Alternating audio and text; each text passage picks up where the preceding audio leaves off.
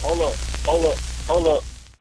It's that boy G Plans. Don't give a damn. He cooler than the fan. Walking real tall, some say. Ain't never got time for Mario to comment. What's up, dog? Man, we in Houston, man. You on Changeofplanz. I want to say I appreciate your time. Thank you, dog. I really do, man. Shit crazy out here, but you know, I got you, dog. Man, yeah. Tell me about, I'm going to go straight to it, man. Facts. Hurricane Ida. First and foremost, I blame Hot Sizzle.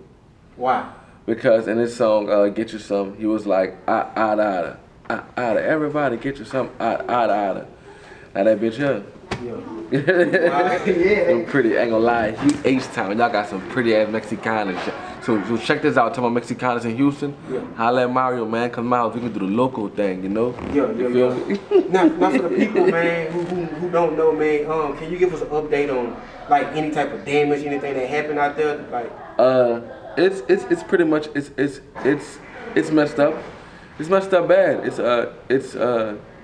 It's pretty much what it would have been if the damage, like Katrina, yeah. if they wouldn't have flooded New Orleans out, then it would have probably been that. Mm-hmm. No resources, like like low gas, like. Was Katrina worse or was Ida worse? No, Katrina was worse, bro. You can't no comparison. Yeah, people died. People lives lost, a lot of trauma. People were stuck on roofs for 5 days. They lied to us the whole evacuation plan, like had people walking from the east to the Superdome because all the highways and interstates were shut down. You couldn't even get out of New Orleans.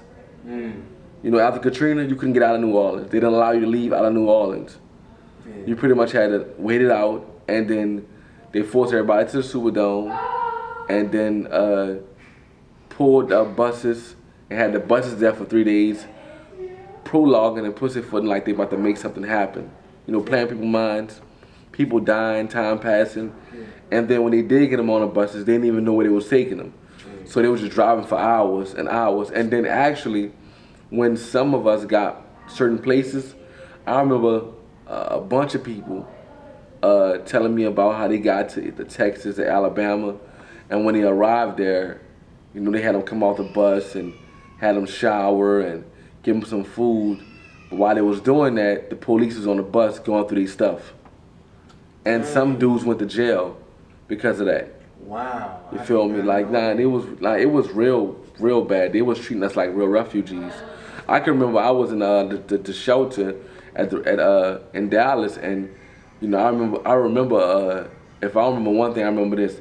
They had the probation and parole board. They had not the board. They had a probation and parole table, like the sign-in table. Like if you're on probation and you're in the shelter, come sign in. If not, pretty much like we in here and we know who on papers. We gonna see who gonna come sign, who gonna come check in. So they're not worrying about nobody's health. They're not worrying about the mental health. They're not worried about niggas' kids. They're not worrying about their families and what's going on.